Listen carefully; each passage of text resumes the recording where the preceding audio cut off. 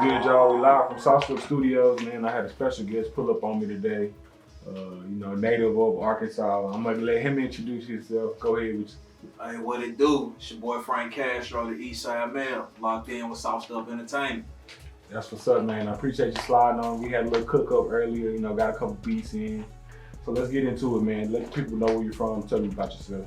Man, I'm from Forrest City, Arkansas, East Side. You know what I'm saying? T.I. called that bitch the armpit. See, I ain't never really been over there. Tell people, everybody knows Bankroll over from over there, but just talk about the area, where you're from.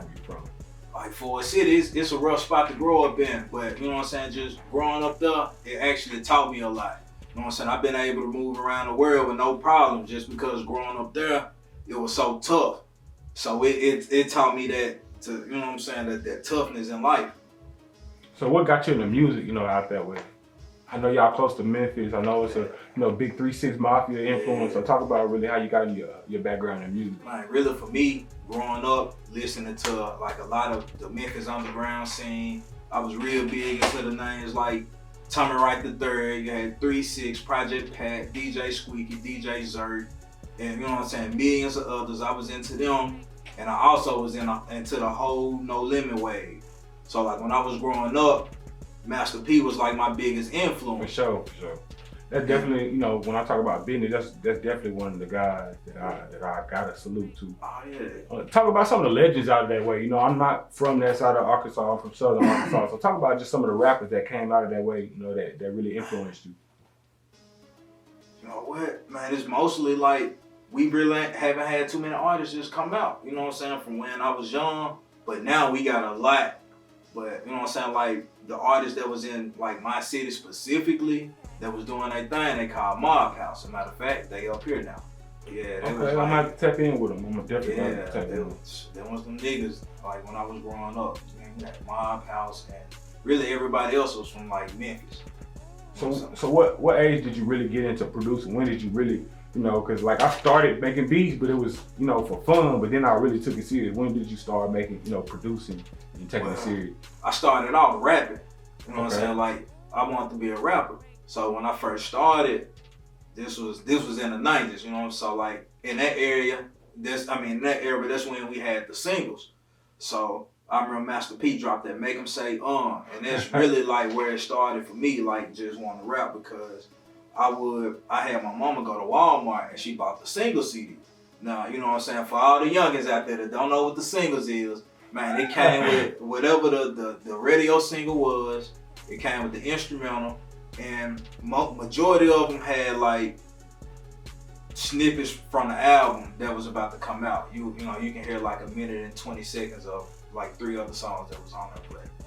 Man, I end up like taking that instrumental and like I would rap Master P verse. Like my sister was a Mia X fan, she'd rap Mia X verse. Man, my best friend that was up the street, for some reason Silk the Shocker was his favorite rapper. Y'all had your own little group, y'all own little No Limit group. And it's like, at first we just started off, as kids playing, like we'll just like remake the song or whatever. But then it popped in my head, I had this genius idea, like damn, if I can pretty much, recite his shit, I can do it myself. So like, that's really like how I started off with the rap shit. And then I really wanted to get on some original shit. So I'm like, damn, how do I go about making my own beats? And I'm hearing all these instruments. I'm like, damn, I ain't gonna never get no original beats because I don't know nobody that know how to play instruments. So, like years passed by and like some dudes I had been going to school with, like they was making music. And like that's when I first got introduced into it was Fruity Loop back then, but that's when I first got introduced to Fruity Loop. That made a lot of millionaires here lately. Oh yeah.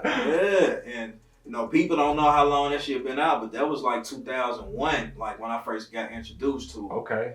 And like the difference from it then and now, man, it's night and day. Cause then, like it really was for like techno and house music. Yeah, that's what I heard. I didn't get into FL till about 12. Yeah, I got into the game late, so it was already 2015 by the time 12 came out. So you got a little work in the game. Yeah, you know, like when it came out, it wasn't like how it is now with the VSTs. You got drum kits everywhere. It wasn't that. It's like when you pulled it up and it said hip hop, that's what it meant for real. Like it was real hip hop. Like it wasn't no good shit on there. It was like you were about to make a beat for Dougie Fresh or Africa Bambaataa or something. Like, it was like hip hop shit for real. So like if you were starting in that era and you made good beats, you were destined for greatness. But like then it really took you a long time to get good with it. You know, it's not like how it is now. You know, now you got MIDIs, you got sample, drag and drop. You know, kids don't even have to learn how to really play an instrument anymore. It's like everything's kind of tailor-made. It's more so puzzling it together than actually creative, you know, originality in it. So really, what made you, you know, when you made that transition from rapper to producer? When did you say, or what event happened that made you say, like, man, I can really live off this music shit? You know, a lot of people come in there, you know, they make a single. You know, what happened that made you say, man, like, this is what I want to do as a profession. I don't care what nobody else say. You know, I do my little hustles, but this is what I'm gonna do. I'm gonna be a producer. Man, for me, really, just having that mind frame. Cause man, like nobody came from my area. It was like if you told somebody, like, hey, I got this big dream, man, they would immediately laugh at you and shit on you. But I always follow my own mind. You know, I never followed the crowd. I never really cared what nobody else say. So for me, I was working this job. It was at the factory, and it's like I was already working 12, 13 hours. Man, we had people that started quitting the job, and then the factory ended up taking in more inventory. So instead of working 12 and 13 hours, which is already long, now I'm starting to work 15 to 16 hours. I'm like, man, this ain't it. Yeah. So I had ended up taking a whole paycheck and I had went and bought a desktop. So like once I got that desktop, man, I just said, all right, you know what? Fuck that job. You know what I'm saying? If I gotta struggle out here and go broke, man, that's just what it finna be. I'm finna work this music like a day job. And like once I started doing that, that's when I immediately seen change. It didn't take me maybe a year. So like for me, 2011, that was like when I had first got my foot wet in the industry. I had produced a song for Starlito called Young and the Restless. And like once that dropped, man, my social media was set on fire. And I was getting hundreds of replies from Twitter, Instagram. I don't think Instagram was out yet. Twitter, Facebook, even MySpace. So I'm like, oh shit, you know what I'm saying? I can easily right now just email beats out to people that want them, and I can easily make $3,000 or $4,000 just right quick, just selling beats that I've been sitting on for years just because this one artist just dropped this song. Yeah. So for me, that's what really got my transition from wanting to be a rapper to saying, okay, shit, I can make much more money producing. So, you know, I know kind of a little bit about your, you know, background resume. You know, I really know you from OJ Da Juiceman. You know, that's how I was introduced to you. But, you know, I didn't know about the Starlito. So talk about some of the, you know, industry artists or, you know, mainstream artists that you kind of work with. And then talk about, if you can, how those situations kind of formed and you built those relationships to even be and produce for those type of artists. Yeah, man, like, I'm real cool with like a lot of industry artists and producers. You know, like the collabs just haven't really came yet. But like, man, I fuck with a lot of them. You know what I'm saying? Like, man, Zaytoven, like, yeah, you know, man, we got some collabs that's coming. Right. You know what I'm saying? Like Sonny Digital, that was one of the first producers that, you know what I'm saying, pulled up on me, dropped me some jewels, then charged, you know what I'm saying? Shout out to SD for that. Man, I was supposed to collab with like Southside Tim 88. Man, it's a lot of producers, you know what I'm saying, that's in the game that got their feet wet that I was supposed to collab with. You know, even from, you know what I'm saying, like legends, you know, like I'm cool with a producer from Beats by the Pound, you know, even legendary rappers, you know, Benzino, that's my boy. Man, me and Busta Rhymes linked in, you know what I'm saying? So like, what's some advice, you know, a lot of people, you know, trying to DM people and, you know, to try to formulate those relationships. What were some of the things or positionings that you had to do to kind of get yourself in the room to even, you know, be around those type of people? See, for me, being from Arkansas, it's next. I'm not gonna say it's impossible, but it's very hard coming from here because we don't have many avenues for like major artists to come. So the angle that I end up working was the internet. Man, I work my social media night and day.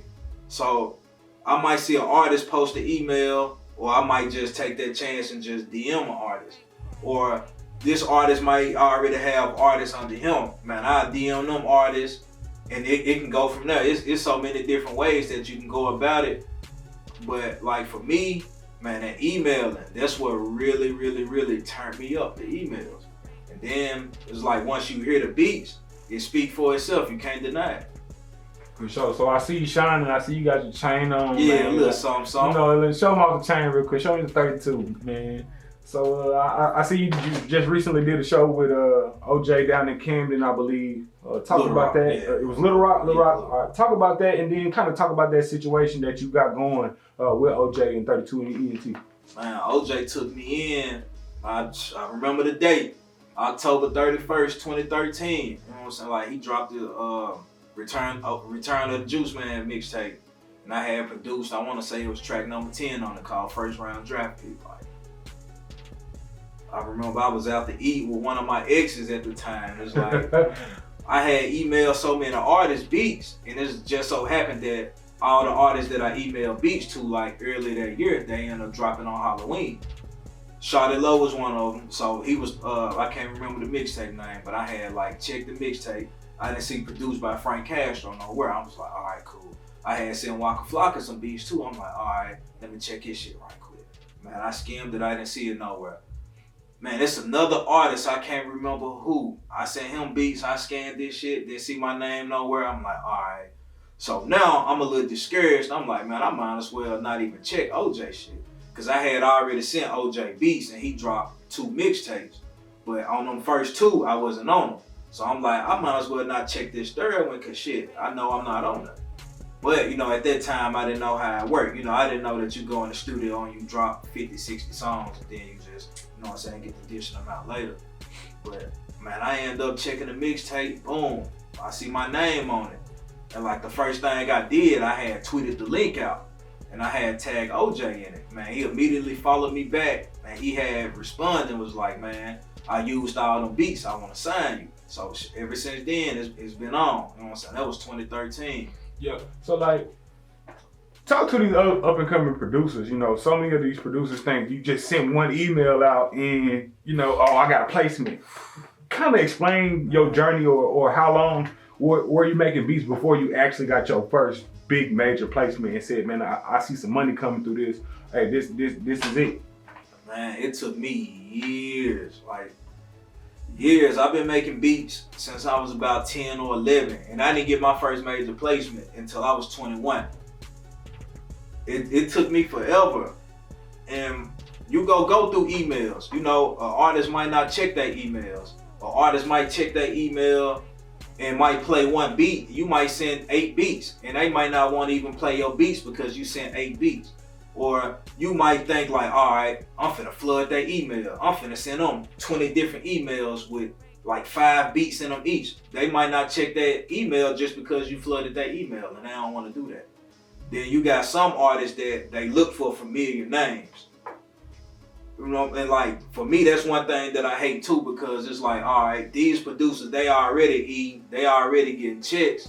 You know, don't get me wrong, it's nice to fuck with producers with a name, but at the same time, you might have another hungry young producer that's just as hard, or maybe even harder than the ones with a name already, and you skipping right past them. But you know what I'm saying? My message to the producers out there that's up and coming, man, don't give up on yourself.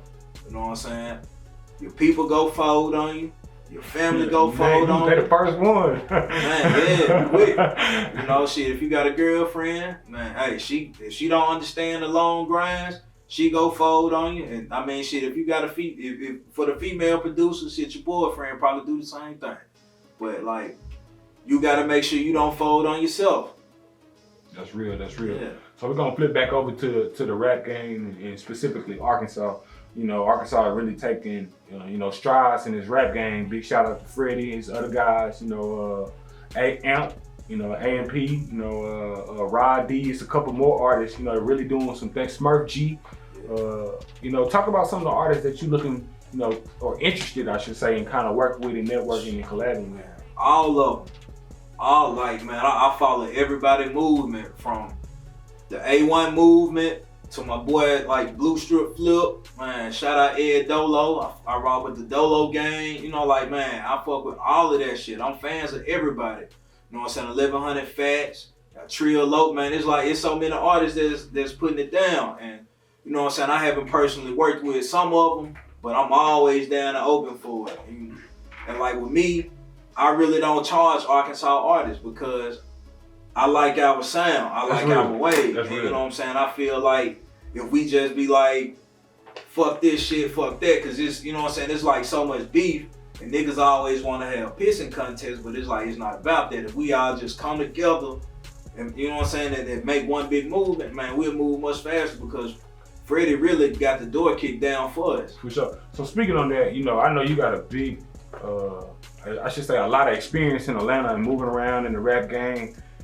What does Arkansas have to do to really, I don't want to say be like Atlanta, but create the environment that is conducive for rapping to be a profession in the state of Arkansas like it is Atlanta? Because there's millionaires in Atlanta, just off rapping. And, it's a couple, but, and I ain't trying to speak on it, but it's a lot of street stuff that go on. I'm just speaking strictly towards the business of music. There's a lot of artists in Atlanta that strictly live off music. What can Arkansas do to really kind of make that turn towards that? Man, first, Arkansas got to get off that hater shit with each other. Like, if you know something, man, it won't hurt you to put somebody else on the business side. For sure. That's like the most, when it comes to the music shit, that's the most important thing, the business side. I feel like if you took a step up and you see somebody that's, you know what I'm saying, you can take under your wing, take them under your wing. That'll help you out too.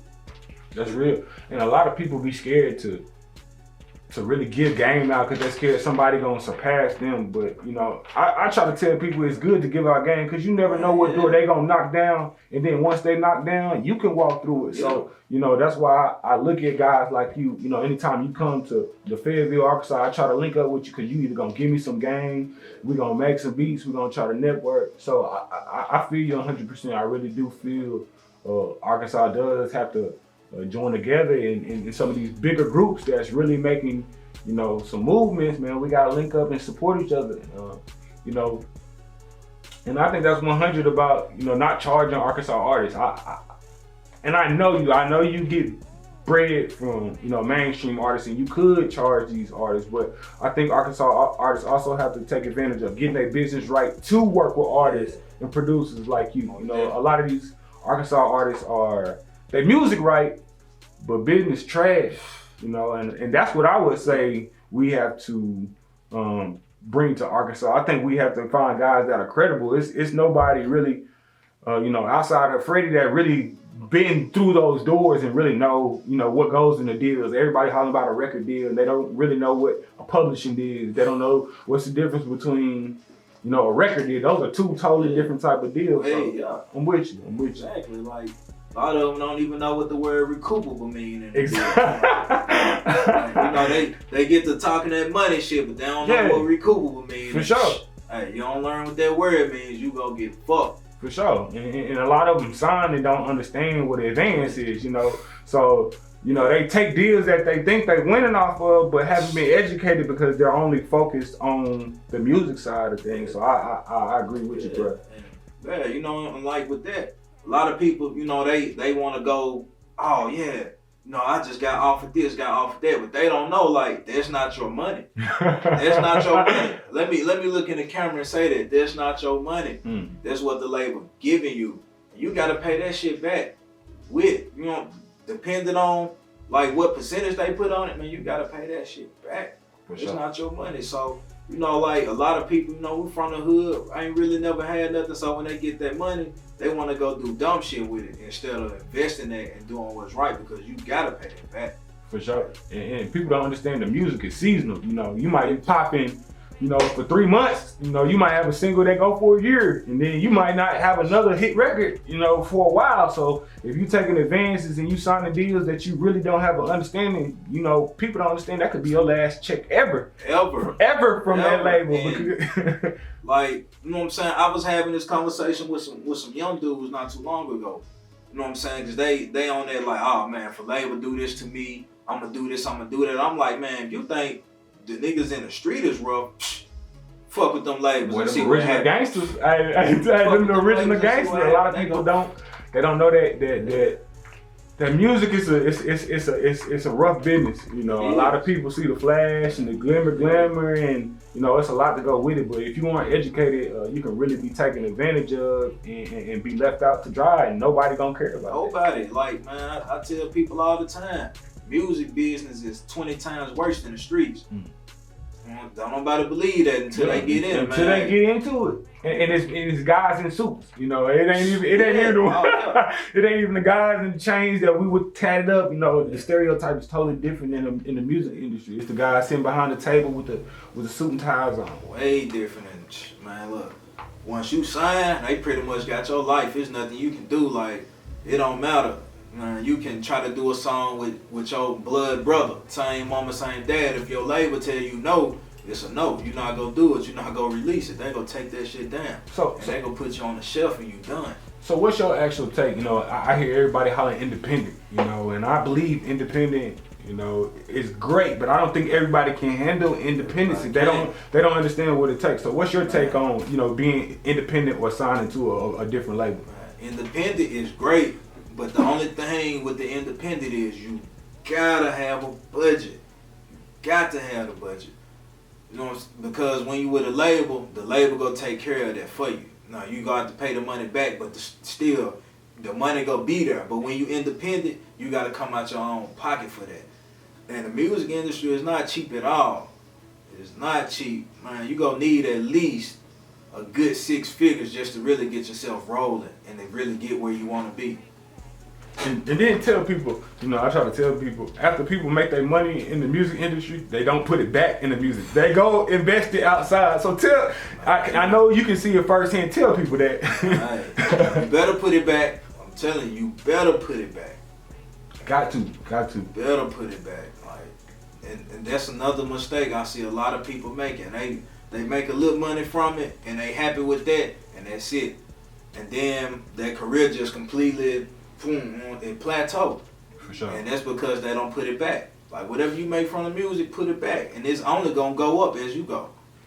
For sure. So going up, let's switch over to, you know, some of the goals that you got for the music industry. I know we talked before we did the interview, and you got a lot of big things brewing, man. You got some things that we're planning, you know, with whatever you can let the people know, you know, tell them a little about the things you got going on. See, for me, I want my name to be mentioned with the greats. And when I say the greats, I mean the greatest of the greats. When I want my name to be mentioned with the Dr. Dre's, the DJ Premiers, with the Quincy Joneses, you know, man, with the Beethovens. Fuck it, why not shoot for the stars? You know, I want my name to be mentioned with the greats, sure. Not just of people of this era. You know what I'm saying? Not of just my peers. I want my name to be mentioned way up with the higher arts, and you know, just. Right now, I'm really starting to get into like the fashion. You know, I've been designing my own clothes. For sure. Doing that, you know, booking shows, you know, producing and promote my artists, and you know, I'm trying to really be like an octopus. You know, I'm trying to have a hand here, arm there, arm there, arm there, arm there. For sure. You know what I'm saying? And keep that money going. But for me, it's all go start from music. Music gonna be my base to, you know, expand my other endeavors that I'm getting into. So, you know, this COVID thing been rough for the music industry. It done, you know, shut a lot of things down. What are some of the things that you had to do to kind of adapt to, you know, keeping that bag going through this time? Man, well, the first thing, like once the shows stopped, because I'm always, for about the past 10 years, I live on the road. Man, you can look at any social media, you can see I'm always somewhere new. So for me, like, once the whole country got shut down, that stopped everything. You know, people didn't know how they was gonna eat. They didn't know how they was gonna pay their bills. They didn't know how they was gonna make their money. And you know, it's opening a little bit, but it's starting to close back down, so it's pretty much still like that. So if you don't have a hustler mentality, man, you go drown out here. So for me, the first thing I had to do was pretty much just reinvent the way that I sell beats. I used to either pull up on people or people would just pull up on me. But now, man, I'm killing them emails. I'm back killing the social media. I see you done changed your photos, the quality of photos. I definitely see your brand, you know what I'm saying, taking a turn, you know, for the better. And that's what I'm doing now, rebranding myself. For sure. Because, you know what I'm saying, I'm so much of a hood nigga that, you know what I'm saying, I just do hood shit without even thinking about it. But now, you know what I'm saying, the COVID shit got me actually sitting down, going back to the basics. Because before I was, you know what I'm saying, successful, I really was a student. And it's like, once I got successful, I just kept on doing what got me successful. And eventually, before I knew it, I had started straining away from being a teacher of the game. From being a student of the game. So now, you know, I'm back to the basics, man. I'm back to read. For sure. Because, you know, the game changed so much. So I'm trying to make sure I stay ahead of the curve. For sure. And I try to tell people, you know, rap is a young man's game, you know, especially when you talk about producing, you know, it's kids sitting at home 24/7 making beats. They, you know, dropping beats, you know, every 5 minutes, you know, SoundCloud, and it's just really changing the way you really have to conduct yourself in the music industry. You really got to be educated on how to make the money, how to get the proper paperwork, having your, you know, your name right, your copyrights, your ASCAP, your BMI. So I definitely have to agree with you. So before we let you go, man, give the people your information, give them your social media, and tell them how they can contact you. Alright. Frank Castro 1731 on whatever social media. That's FrankCastro 1731. Man, it's Twitter, Facebook, Instagram. Well, actually, Facebook Frank Castro. If you type that in, it'll come up too. But man, email, you can hit frankcastro32ent@gmail.com. Man, that's the best way to get in touch with me to inquire about some beats. For sure, this beats hot, man. You know, tell them a couple projects that if they want to kind of go look you up, what some songs that you don't work with, big artists that you can kind of talk about again. Man, like what I like to send people to, man, my first track that got my feet wet is Starlito, Young and the Restless. Man, look up OJ. He did an album 2014 called The Otis Williams Jr. Story. Man, I did pretty much, it's 17 tracks. I did 15 out of 17. Man, you can, matter of fact, just search my name. For sure. That's 100. Because I know mathematics gonna pop up if you talk. Oh yeah, we did 12 million views on World Star when the video dropped. For sure. So any special shout outs you want to give out before we let you go? Yeah, man, special shout out to Sauced Up Entertainment. Man, shout out to everybody, man, rocking with the 1731 movement. Man, shout out to OJ. Shout out to everybody in 32NT. Man, family, Forrest City, the whole Arkansas. And man, hey, special shout out to everybody that ever bought a beat from me. Special shout out to anybody that ever wanted to buy a beat from me and couldn't afford it, and I gave it to you anyway. For sure. That's real. Well, I really appreciate you, cuz, you know, like I said, it's really far in between when we get to link up, but when we do link up, you know, we always make something happen. So again, I just want to thank you for taking the time to come through, give out some game, and slide up to the studio. Yes, sir, man. Appreciate you.